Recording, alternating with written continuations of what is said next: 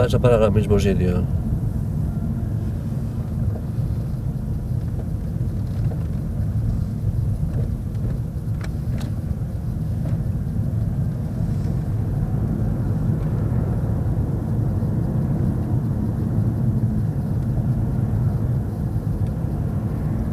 Foix es este, ¿no?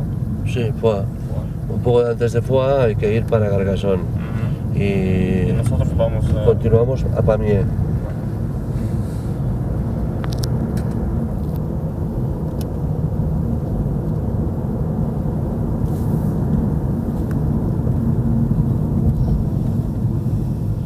En Tarascón hay un sitio donde mucha gente para a desayunar, podríamos parar y tomar un café.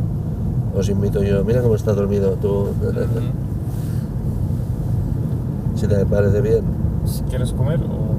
Bueno, no, a lo mejor un croissant o... Vamos. Si os parece bien. A lo mejor el niño tiene hambre, ¿no? No, ha comido, él ha comido. ¿Ha comido?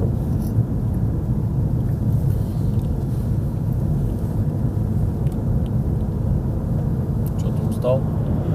Лёш? Тошнит? Сильно?